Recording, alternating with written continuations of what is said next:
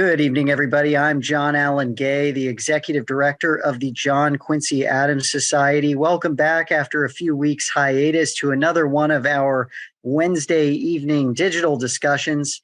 Tonight, we have with us Chris Chivvis, Director of the American Statecraft Program at the Carnegie Endowment for International Peace, who previously served as U.S. National Intelligence Officer for Europe. And we're going to be speaking about Ukraine in particular. And, we're approaching a year of conflict there.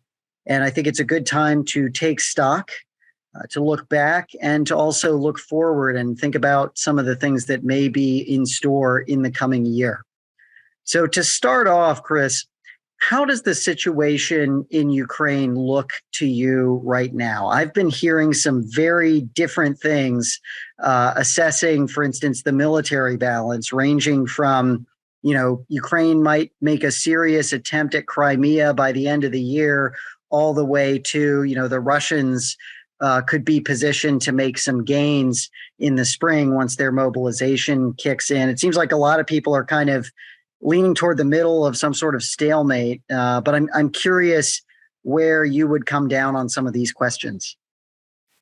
Well, I think it's really the question du jour, isn't it, John? I mean, the intel analyst in me wants to be sure that we don't try to predict the future. So for me, that's a starting point. We can't know for sure what's going to happen in Ukraine or in any kind of a situation like this. We need to conduct our analysis and our thinking with some degree of humility, because I think, as we've already seen in this conflict, there have been a lot of surprises. I mean, obviously, the failure of Russia's initial attack on Kiev was a surprise to many of us, and I think obviously displayed some of the shortcomings in the analysis that had been done over the course of several years about Russian conventional military capabilities, at least. Then again, in the late summer, when the Ukrainians managed to break out and take Kharkiv and part of Kherson, some of us were also surprised, pleasantly surprised, because it was a nice thing to see. I think I'm sure that everyone who's on this call in some way, shape, or form sympathizes with the Ukrainians' plight.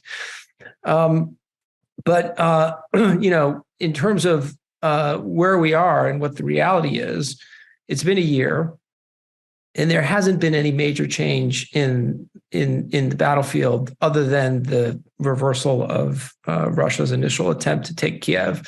In the grand scheme of things, the Ukrainian capture of Kharkiv was an impressive operation, which was conducted with a great deal of help, I think, from the United States, including from U.S. intelligence, but nonetheless only represents, sadly, some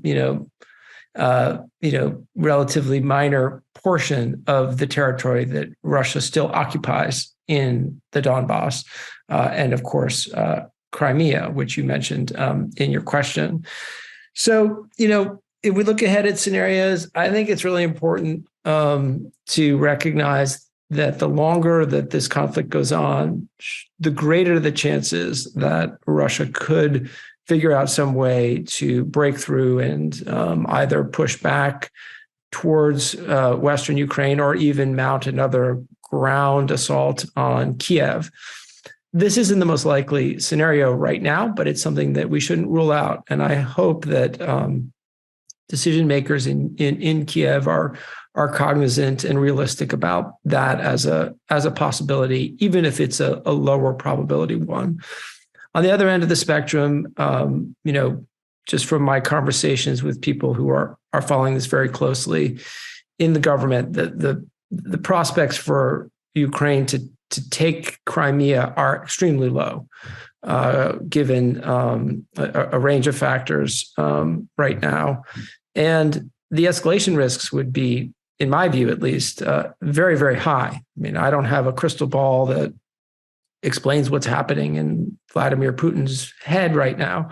But my guess is that if there were a successful Ukrainian advance, into Crimea or even approaching it, we would see a very rapid escalation of many kinds from the Kremlin. So, given that, I do fall into the category of those who see this as very likely to be a long, drawn out, and costly war for the United States, for Europe, and above all, of course, for Ukraine. And I think it's worth thinking about the cost, both in terms of, we often cite them in terms of their financial costs. And it's true the United States has authorized, as you know, $100 billion worth of support to Ukraine in the first year alone, which by my calculation is 2 million years of college tuition.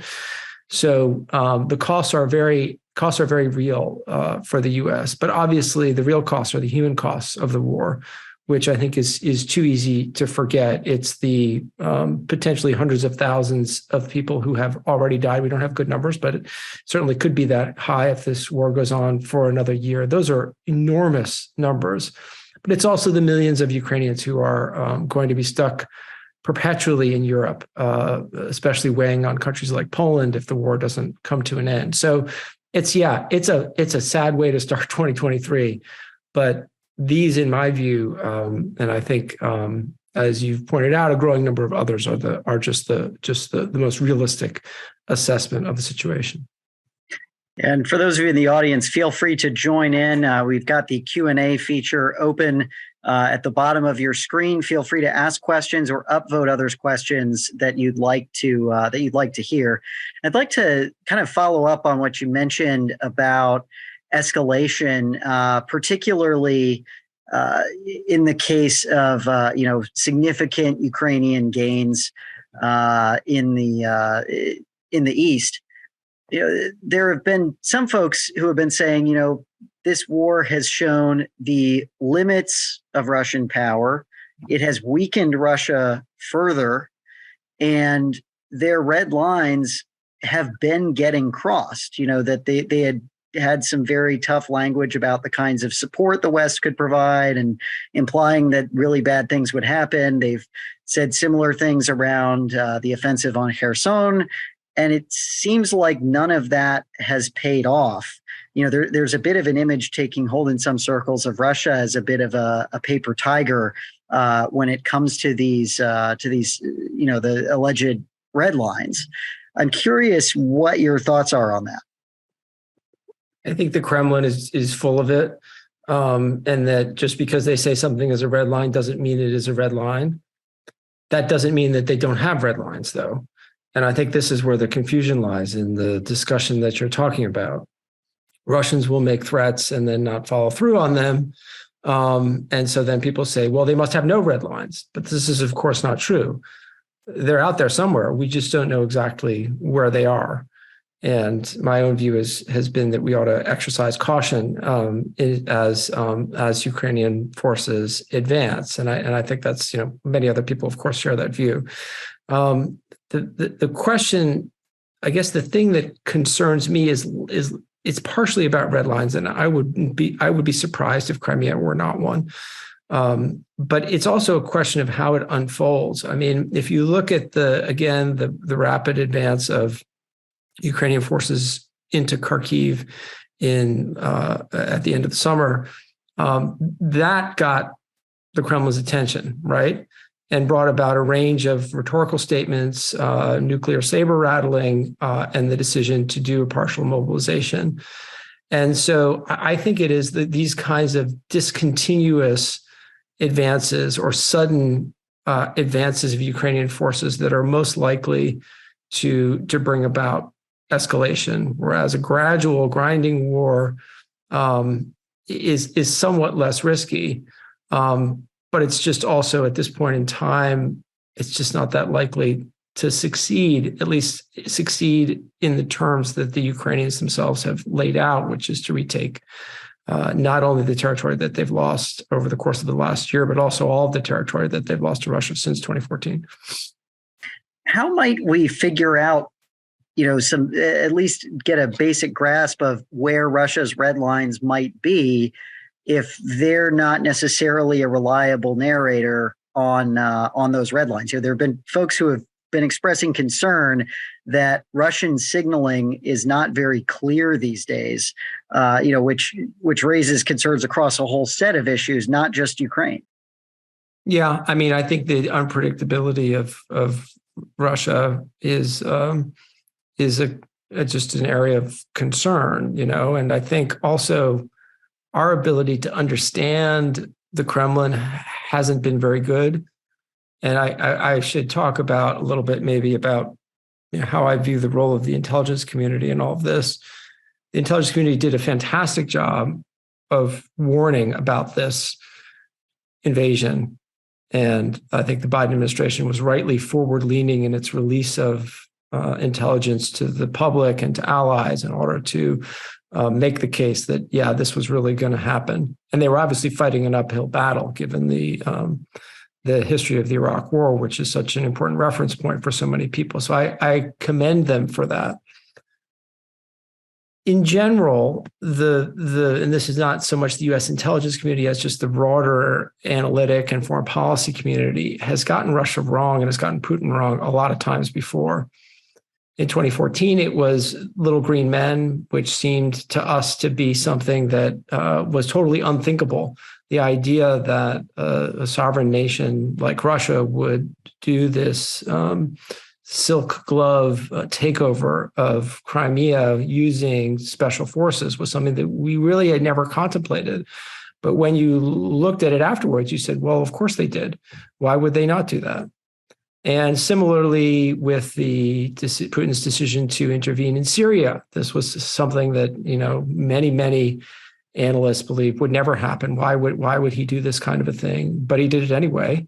And we were wrong about it, and we were wrong about how long he would stay and how the war would play out for Russia. Again, in 2016, the Russian decision to try to influence the U.S. elections was also a massive surprise to many people. So my point is just that we've gotten Putin and Russia wrong many times just within the last decade. And I think this is in part because of the unpredictability of Russia, but it's also a consequence of our own failure of imagination when it comes to thinking about what might be on Putin's mind. So when we're talking about escalation, I always like to keep that, again, that call for humility in our own understanding in mind. Yeah, there's certainly been a lot to be humble about in these last several months. We've got a question from Tom out of our Colorado College chapter. It says, what do you think would be the best response from the United States in terms of U.S. interests to a potential Ukrainian Crimean offensive, either directly or to cut off supply via Zaporizhia? Is it in our interest to support such a push, or would we be better off trying to stop it, or redirect it, or moderate it, or something like that? And would we even have that level of influence? Well, it would be very difficult. I mean, so I would certainly not support a U.S. decision to actively. I would not advise the United States to actively support that operation. To the contrary, I think that the United States should be more straightforward with the Ukrainians. That we don't support their war objectives as stated, that we have an interest in ensuring that they maintain their sovereignty and independence, but this doesn't include recapturing all of their territory and especially Crimea. So the question as posed has to do, with, say it happened anyway. Say the United States, warned the Ukrainians not to move into Crimea. They did so anyway. It would be complicated, obviously, if they were relying primarily on U.S.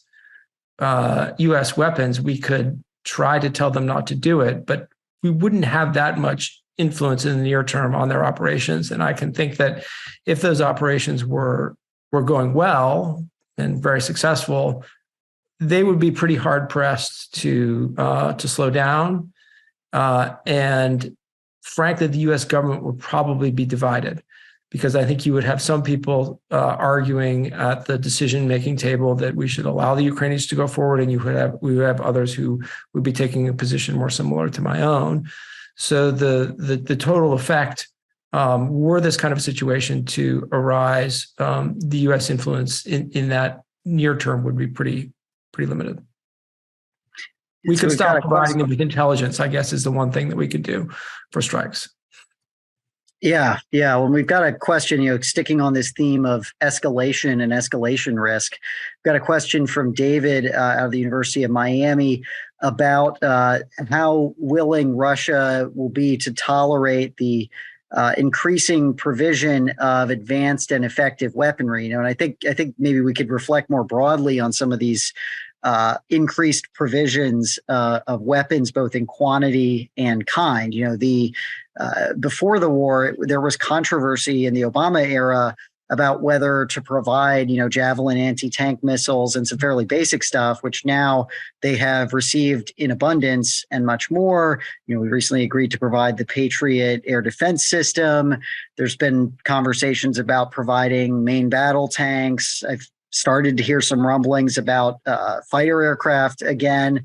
And Zelensky in his speech in Congress alluded to this. He said, Ukrainians are capable of operating tanks and aircraft, and Congress pretty much as a whole stood up to applaud. So there's concerns that folks have raised about escalation.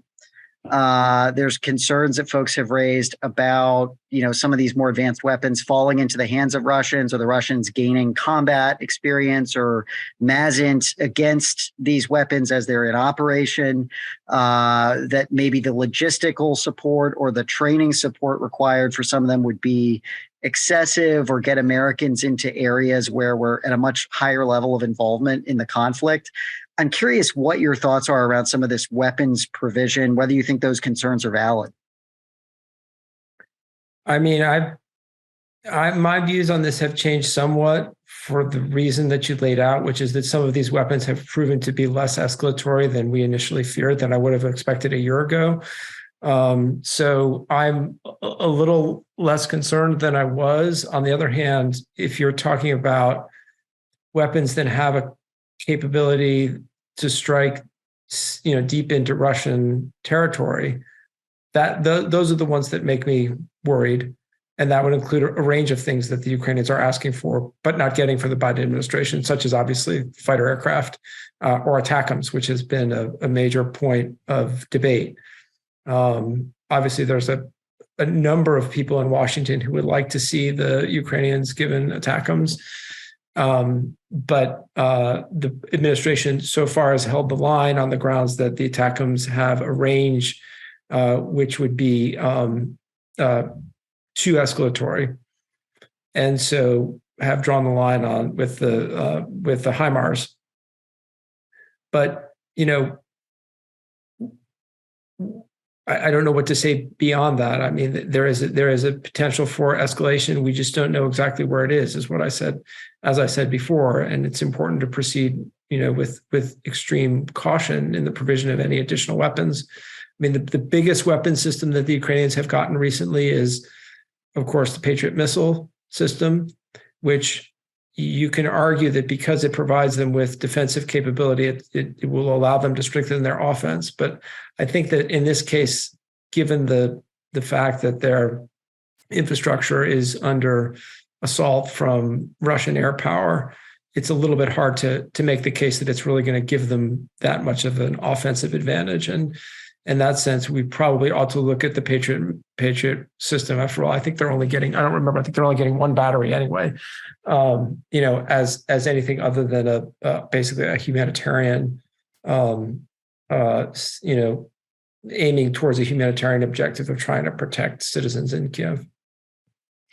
So let's turn for a moment to the political level of this conflict. There were some recent, talks, you might say, or overtures that seem to have failed, with the Ukrainians saying more or less, we want the Russians to face an international tribunal, and the Russians saying the Ukrainians need to accept the new territory we've incorporated, and both sides saying that the other's offer was a non-starter.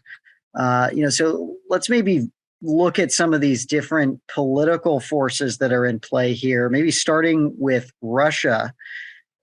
Is the Russian political system tiring of the war, or battening down the hatches to go for the long haul? is Putin in a stable position politically, in terms of his own status as the leader of Russia? Is Russia getting closer to negotiating? What are your thoughts? I mean, it's an enormous subject. I think that there are those who would argue that Putin has a firm grip on power and that he's not going to relinquish it. There are those who would argue that it's very hard to tell what's actually going on inside of the Kremlin and what forces are weighing on him. For example, and there are certain indicators that might tell us that he has less of a grip on power than I think the majority view would hold.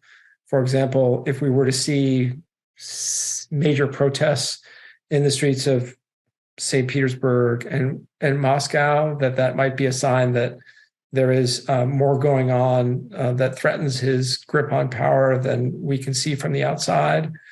But it's very hard to know. So again, here I think we have to proceed with some caution, whether in making predictions about his imminent demise, which is a position that some people, especially of the sort of coming from a more neoconservative background, would like to make. In other words, that we can put enough pressure on Russia in Ukraine in order to organize the collapse of the regime as a whole, and in their way of looking at the world, thereby forward major U.S. interests.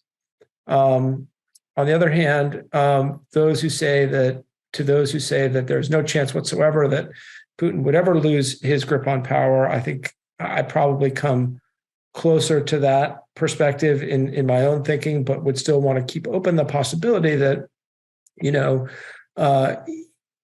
he probably faces more pressure than we recognize from forces that we may not fully understand in his own effort to control the security forces and to control the economy, which he needs in order to be able to pay out, payoffs to keep his corrupt system going. And that we ought to think about, the possibility that he might be ready to do something crazy if we put enough pressure on him, such as use a nuclear weapon, employ a nuclear weapon on the battlefield. And then alternatively, that he may actually be more open to negotiations than he appears to be in public, because obviously it's in his interest to act in public as if he intends to fight this war forever and has no real interest in negotiations. Maybe that's the case, but my own view is that we just can't know until we get more information. And probably the only way that we're going to get that information is with a serious effort to try to bring this war to some kind of a negotiated conclusion, even if it's a temporary truce. So how about the Ukrainian side? If we do see something like a battlefield stalemate, might they start turning toward negotiating? Would they require perhaps, U.S. pressure or Western pressure to turn that military situation into a political situation where they're willing to negotiate? Is Zelensky popular enough or powerful enough to make a deal that is well short of total victory? Yeah, I think you're right to mention the fact that Zelensky has his own politics that he has to deal with. Wars like this tend to favor nationalism and extreme nationalism. And obviously the Ukrainians, as has been said rightly by many people, are fighting for their homeland. It is, not surprising that they want to fight on, and it's not surprising that they have the maximalist views that they do. But the reality, as we talked about a few minutes ago, is that they're not going to be able to achieve their stated war objectives without a lot of help from the West, a lot more help than we're already giving them. And we don't have a vital national interest that would justify the potential escalation risks of providing them with that help. And so as a result, what I've said, and most people disagree with me about this, to be honest, but is that it's time to start having some hard conversations with the Ukrainians, even as we continue to support them We need to point out these realities to them, and point out the fact that, like it or not, U.S. and Western support is not open-ended, and that's just the political realities in our own systems, and that they need to start thinking about ways that they can prepare their own publics and their own politics for some kind of a negotiated end to this conflict, which would obviously be extraordinarily difficult for them. Yeah, like, do you think that they can hold together if they do that? Because they, pre-war, certainly in the 2014 period, there were a lot of militias and such that had to be integrated into the state armed forces, and it seems like there'd be open questions about whether phenomena like that might emerge. There have certainly been cases like, say, Ireland, where a peace deal didn't really work in the way people expected, because some of the folks just wanted to keep on fighting regardless of what the government says. Do they have the unitary power to be able to hold together through a hard decision like that? I mean, I imagine that it would be difficult, but my sense is that they would. That the centralization of control, Zelensky's own popularity as a figure, provides him with maybe, in the event that there were a negotiated truce of some kind that the United States, European Union backed, and were pouring in major amounts of post-conflict funding, that it would be possible to control any defectors on the Ukrainian side. Whether it would be possible to control the real problem, of course, with the Minsk Accords, was controlling so-called defectors on the Russian side. I'm not sure that they were actually defecting so much as doing what the Kremlin wanted. But you would potentially have those same challenges again. But you wouldn't have the large-scale conventional war in Europe that's going on right now. So we've got a question from Emmanuel, who asks about potential unintended consequences or downsides to a strong Ukrainian victory. It asks, does Europe run the risk of an even more unstable Russia, or could we see Moscow and Beijing get more cooperative with one another given Russia's struggles? Yeah, it's a good question. I mean, I think we already have seen the latter, right? One of the consequences of this war is that it's pushed Russia more into China's hands. And I think that from a Chinese perspective, it's hard not to imagine them, being very happy about what's happened in Ukraine, because it has weakened Russia and made them more subservient. And it's also distracted the United States from what is its major long-term strategic challenge, which is addressing the rise of China in some constructive way. And so I think, yes, as to the first question about whether or not it has weakened Russia to Europe's detriment, I think, yes, there is truth in that.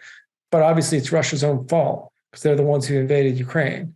So I don't know that Europe really, or the United States for that matter, has that much that they can really have done to avoid it. The question is, over the medium and long-term horizon, when we're thinking about what the relationship with Russia might be in the 2030s and 2040s, will Russia look like Iran or North Korea, which is the trajectory that it's on right now? Or is there some way that we can imagine a relationship between Europe and Russia that is, while not good, at least not as unstable as it might be?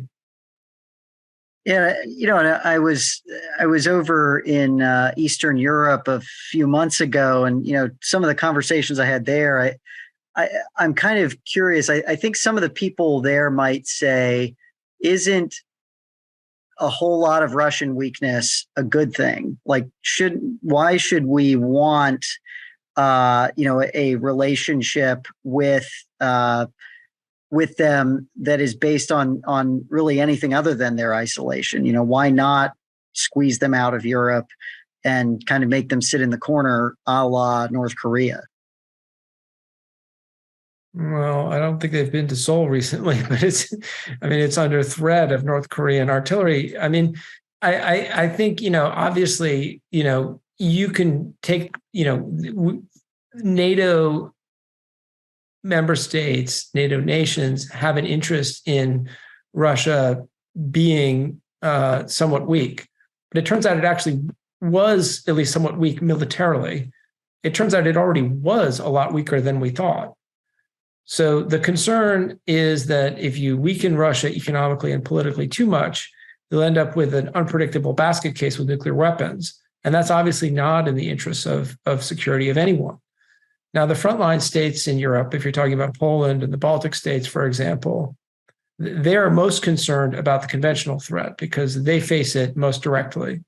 So to them, their primary interest is in ensuring that conventional threat is reduced to a minimum. But I don't think if you talk to serious analysts, even in a country as hawkish as Poland, that they would take the idea of an unstable Kremlin as being good for their security. An unstable and unpredictable Kremlin over which Europe has no leverage is not going to be particularly helpful to their future, to their own future security. So we have to figure out some way to right the circle, to make all of these things work together and find the right balance. And it's not entirely in the control of Western leaders to do it, and certainly not right at the second. I think that we've navigated that question of Russian weakness before, with things like the cooperative threat reduction program and similar things after the Cold War, where there were concerns generated by the kind of collapse of the Soviet Union that we thought created new kinds of threats that we faced. And we have a question in from Justin. I think this is the Justin from Texas A&M. Who said, the West saw Russia in the 90s as a kind of new normal, and Russia saw its weakened state as temporary. Would you say that people on our side did not appreciate the kind of disconnect about like what the future of the world order was going to look like and what Russia's place in it would be, and that might be part of the story of this conflict? Well, I think that people did have an idea of what Russia's place in the future world order was going to be. If you're looking at U.S. policy in the early 1990s, after the end of the Cold War, the Soviet Union receded, and the natural impulse, which was perfectly logical at the time, was to try to expand democracy. It was an era where democratic peace theory was really the reigning paradigm in thinking both in the U.S. Republican and Democratic Party. If you go back and read the national security strategies from that era, that was the way that we looked at the world 30 years ago. And it made sense. Because suddenly there was this big, vacuum where the Soviet Union had exercised its power. And so the idea is that it made sense to try to fill it with democracies and states that were friendly to the United States and the European Union. The problem was that in some cases, and most importantly in the case of Russia, it turned out to be completely unrealistic. And the economic and political programs, reform programs that were put in place in Russia in the early 1990s were a complete failure because we can get into the reasons why, but just say they were a complete failure. And as a result, when I moved to Moscow in 1999, there was already a clear sense, not only of national humiliation, but also of the abject failure of what they believed to be Western liberal democratic reforms. And that was the environment, as I think some of you may be aware, in which Vladimir Putin came to power. And so it was a failure to understand the extent to which our own ability to reshape other societies, in this case Russia, was in fact limited. So we did have a vision for it. It just turned out to be an unworkable one. And that's the disconnect that has in some ways gotten us to where we are today. So staying with some of these kind of bigger political, historical questions, there's been growing questions in some circles, particularly with the new Congress taking its seats in these last few days. I think they're not officially officially members of the House. Yeah, but there's been questions about whether support is holding strong here in the United States, in the West more broadly. I mean, again, some of the folks in the east of Europe would say, well, look, there's a justice camp in Europe that wants to punish Russia for what it's done. There's a peace camp that wants to kind of be rid of this conflict. How do you see the politics in the West playing out around all of this? Well, I mean, I think that in the United States, many of us were surprised by the outpouring of support for Ukraine when Russia initially invaded it in February of last year. And I think it speaks well to the good-natured character that animates American society, and that just the fact that your ordinary American, if there is such a thing, is basically a sympathetic person who can see when one people are getting bullied by another.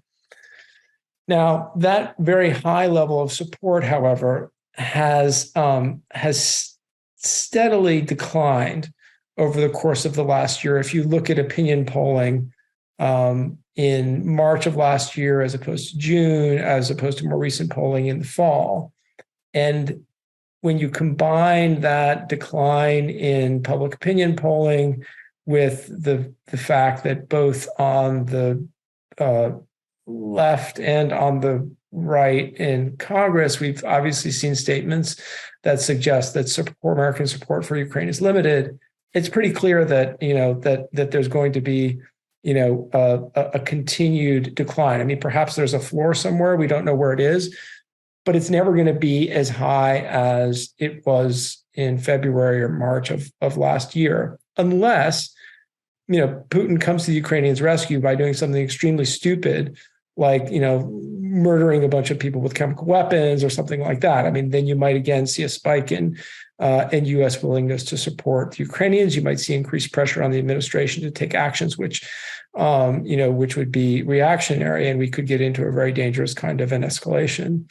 But I think that we have a similar dynamic in Europe, although I'm not as up on the public opinion polling in Europe itself, but obviously an initial outpouring of support and discussion about major strategic reorientation in German foreign policy thinking appears to be moving again towards the back burner over the course of the last few months. Similarly, in Southern European states, which have traditionally had a less critical view, let's say, of Russia than their East European allies in Spain and in Italy, there are obviously signs of waning support. And I would imagine that the rifts between those countries and the East Europeans is likely to continue to grow over the course of 2023 if this war, as it's apt to do, continues the way that it has been. What sort of peace deal do you think could be possible, and what do you think would be what the United States should aim for? I know you've talked about how maybe we don't want to have full restoration of Ukrainian sovereignty over all of Ukraine's pre-2014 territory, given some of the risks around that. What do you think we should be aiming for in terms of a peace here? We should be aiming for a ceasefire first and foremost. I mean, the Russians have for many years, tried to get the United States to engage with them in a broad discussion of the future of European security architecture that involves things like substantially weakening NATO, and that's just silly. That's not going to happen. The United States isn't and shouldn't go for it, and neither would any of our allies. So just to be clear, that's not what I would recommend as a negotiation. I think the objective for any negotiation right now would be to try to get localized ceasefires, to try to get maybe some kind of confidence building and transparency measures back and forth between the forces on the ground. Ideally, some kind of a pullback of forces from the lines of conflict to try to tamp down on the violence for the time being. even doing something like that, which is localized to Ukraine, would be very difficult, would be very hard to do. But it could at least provide an opening to some kind of a larger the beginning of a larger set of discussions about Ukraine, which would be extremely difficult and play out over the course of many years, and the fighting might start again during that time, and all of those things are real. But it still would be better than another year of violence of the kind that has gone over the course of the last year, and all of the costs and attendant risks that would come with it. So I'm realistic about the fact that it's not easy, the fact that it could fail, and the fact that we would have to shoot low. But I still think it's better to do that than to just allow this to go on the way that it has, which I don't think is going to benefit anyone. One of our attendees asks, circling back to the human cost, several high-level Russian generals have been killed. What's the long-term effect of those kinds of losses going to be on their war effort, on their politics, on potential emergence of dissent within the Russian military or Russian government? It's a good question. I don't know that I have a very good answer. I don't know enough about the specific importance of those of the generals who were killed to know to what extent it would make a difference on Russian politics. I'm inclined to say it's not going to have that much of an impact because they're unlikely to have been significant players in Putin's inner circle. So we've got another question about the possibility of prosecuting Russian officers or generals for war crimes in order to weaken and complicate Russia's current endeavors. And just to zoom out more broadly, this has been a Ukrainian goal, is to have a kind of justice element to the resolution of the conflict. And I know with some other conflicts, there have been controversies about whether legal consequences for individuals at high levels of decision making and operations is helpful or harmful to the prospects of establishing peace. What are your thoughts? I don't know here? that there's much of a controversy about that. It's just not. I mean, in cases where you're trying to negotiate, it's one thing in the Balkans where there's the United States steps in and intervenes and then sets up war crimes tribunals, or after World War II, where the United States and the Western powers had absolute victory and were able to set up different kinds of justice tribunals. That's not going to happen. I don't see that happening with Russia. I just don't. It's very hard for me to imagine the circumstances under which Russia is willing to accept that. I mean, it's not something that the United States accepts. I don't see it. So I'm afraid that despite the fact that there is there is an argument to be made that Russia has I'm not a lawyer, but it seems to me has committed war crimes in its prosecution of this war. That is something which I would say should be done in parallel to any kind of a negotiation, but should not hold the negotiation hostage. And my concern about the way that I interpret some statements by the Ukrainian government is that they expect that there would be that kind of a process would be part and parcel of negotiations, which I think would be extremely difficult. I'm not saying it shouldn't happen, mind you. I'm just saying, practically speaking, it's very hard for me to imagine how that could be part of a serious negotiation. Yeah, and I think even just the practicalities, I don't think a lot of these guys are going to be, I don't think you're going to see Surovikin on the French Riviera or something anytime soon. So we've got a question from an attendee. How do you think the roles of China, Turkey, and Israel will evolve over the course of this conflict, and particularly, given some of these different directions the war could go? If Ukraine starts winning, if Russia starts winning, for instance, the recent change in government in Israel has raised questions about what their line on this conflict is going to be. Some indicators they might take a softer stance on Russia. Yeah, the Israeli government is a whole other can of worms. And certainly it's possible. It's very unpredictable what they're going to do. Um, Turkey and China are, I think, more important, though. I think with regard to Turkey, Turkey would like to sort of have its cake and eat it too, and argue to NATO that it can play the role of a constructive interlocutor, which it was actually able to do in the case of the grain deal, which permitted the Ukrainian export of grain and thus staved off a potentially massive global food crisis. And so it has played that role to some degree, and it does have, probably at least a much greater willingness to talk to Vladimir Putin. I mean, President Erdogan has a much greater willingness to talk to President Putin than pretty much any other Western leader, with the possible exception of Viktor Orban.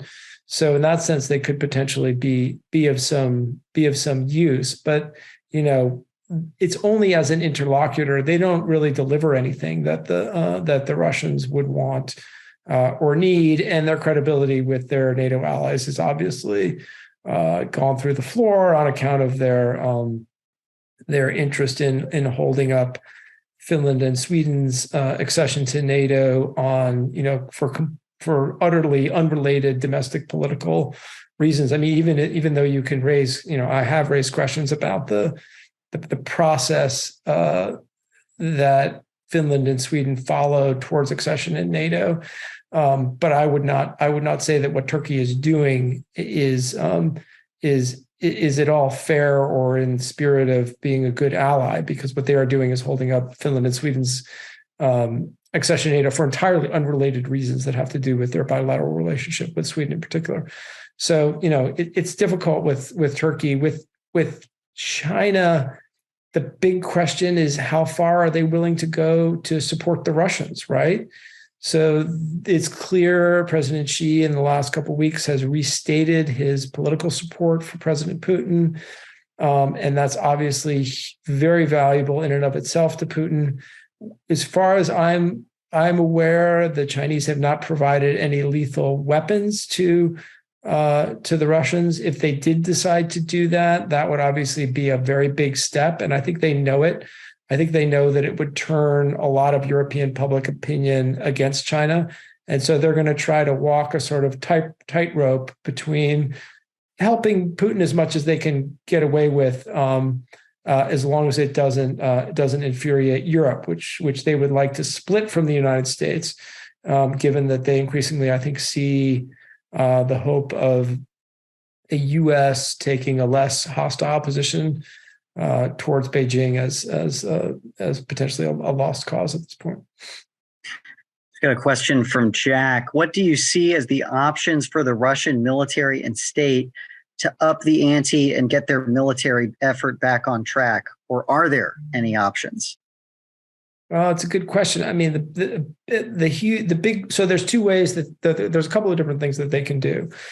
So there's a question about their ability to restock and resupply their military. We had hoped that the blow that they've taken, plus the sanctions, the embargo on the sanctions on microelectronics exports, would together mean that they had much lower stocks, especially of advanced weapons, than they actually appear to have. I saw that the New York Times was earlier today, had a headline saying that the Ukrainians claim that they're running out of guided munitions, and maybe their stocks are low, but there's also, I'm not sure whether, the Ukrainian public statements by Ukrainian intelligence agencies are a very good source, certainly not an unbiased source of this kind of information. And there's been good independent research that indicates that the Russians are continuing to produce their KH-101s, their high-end cruise missile, despite the fact that they don't get Western microchips anymore.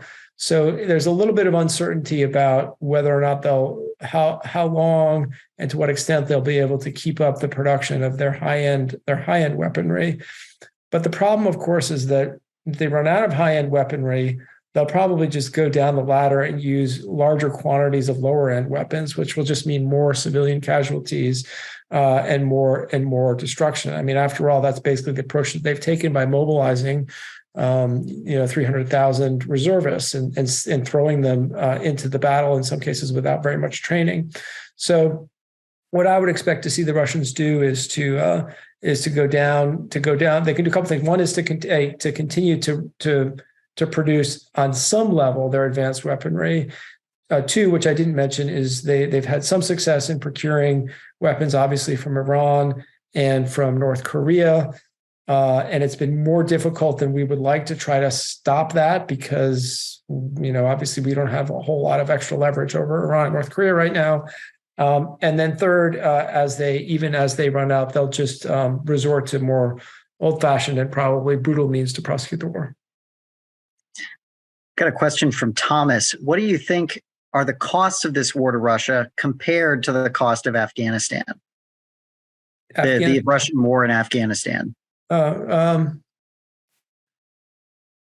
Well, I mean, I think the hope would be that the Russians are bogged down in Ukraine the way that they were in Afghanistan, and that this puts pressure on the Russian system and leads to some kind of a transformation in their thinking.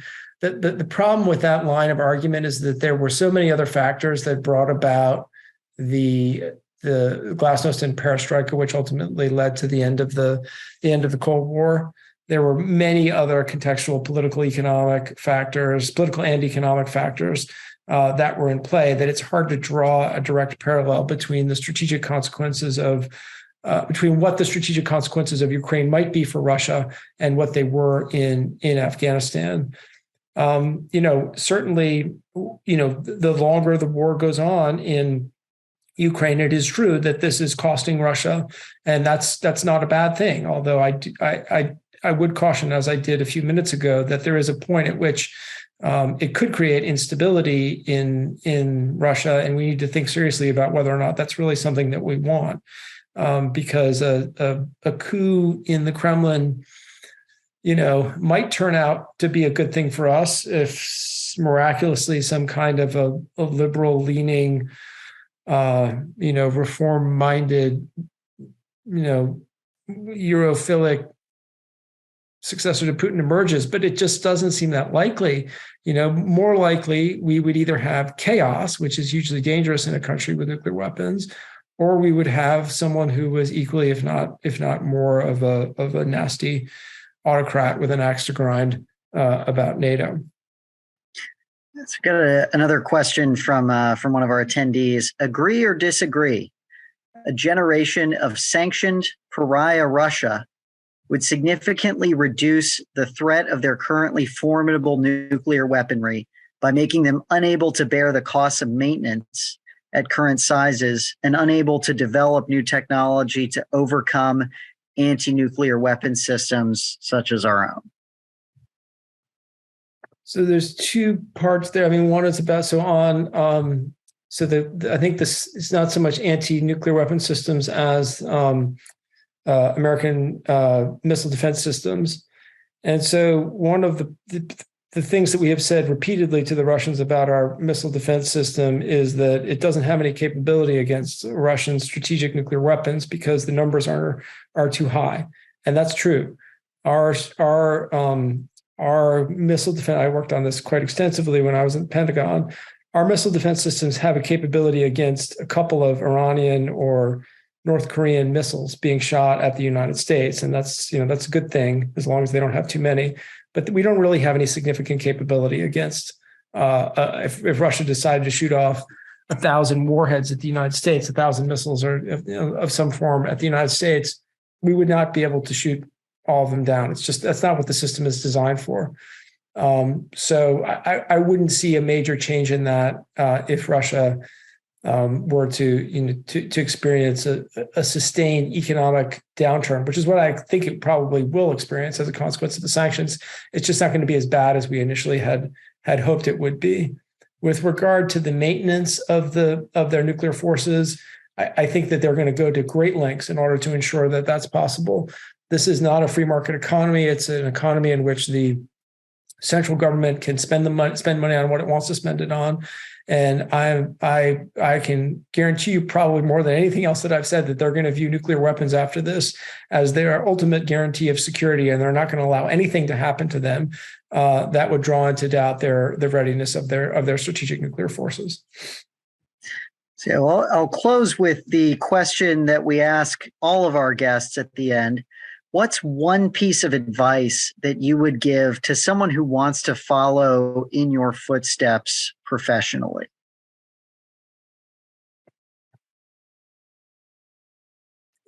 If we're thinking from in college, I mean, take your time, I guess. I remember feeling in college and in the couple of years after I graduated from college, it's enormous pressure, as if every decision that I made was going to sort of, close off opportunities that I might have, or that the whole future of my life depended upon whether or not I got the next job that I got, or some other job. And I think that it's helpful to take some of that pressure off of yourself in the first few years after you graduate from college. Do high quality work, believe in your capacity to learn and to achieve excellence, but don't worry too much about whether or not you're doing exactly the right thing at that time. Just do a really good job at whatever it is that you're doing, and be ready to adjust when new opportunities open up for you. I completely agree. We've been speaking with Chris Chivvis, Director of the American Statecraft Program at the Carnegie Endowment for International Peace. Thank you, Chris, and thank you to all of you for attending and tuning in.